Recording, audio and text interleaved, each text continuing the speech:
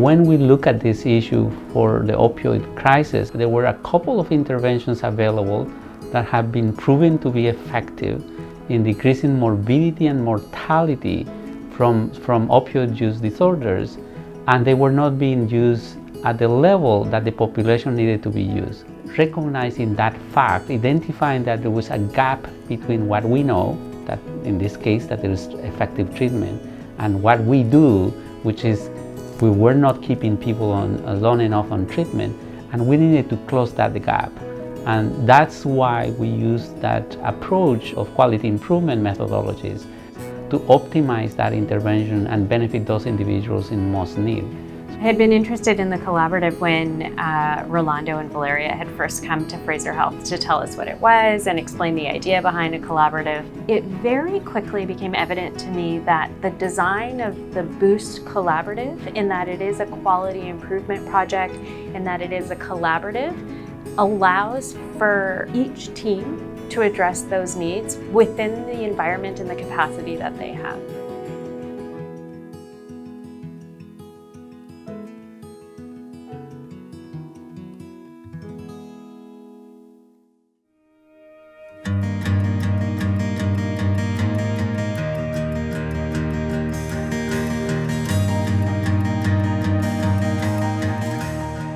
So what's changed since we've begun with the BOOST Collaborative has been much more client engagement. So we used various techniques to engage with clients. It's an outreach team, so unlike some of the other clinics, we go to them.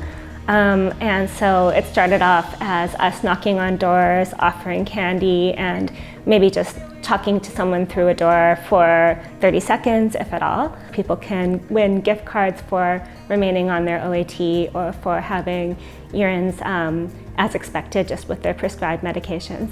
So I think adding those things in has really made the youth feel more comfortable and made me feel more comfortable in the space. Like, we have a nice atmosphere running, and it's been really cool to see that come together.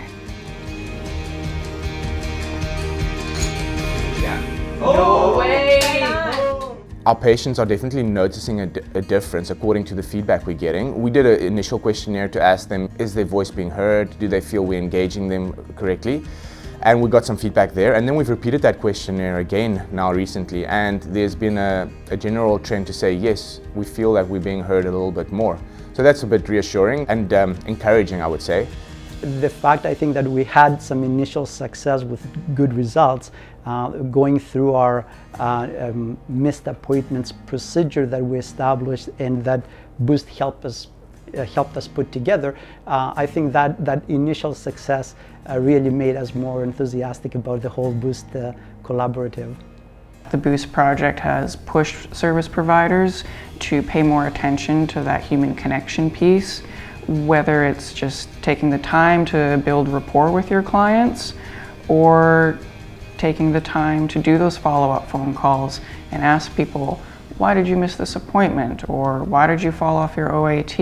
And what can we do to help you get back on track to where you want to be? Sometimes we don't realize the blockages we're putting up in front of people, even though they may be unintentional. So I think that the work that the people that are coming to the BOOST collaboratives is doing and having the BOOST collaborative is great, and I really think it could save a lot of lives. And they're looking at how to increase the number of people who stay on Suboxone and other opioid agonists, and I think this is a critical part towards recovery. So any way that I can help, I really want to do that. It's kind of a little part of my daughter's legacy. Keep doing the work that you're doing. You really are making a huge difference in people's lives. And hey, you know, people are faced with immense challenges all the time. Just be that compassionate, empathetic person that I know you are, and I know that you put for people that are struggling. Just please keep doing the work that you're doing, and thanks.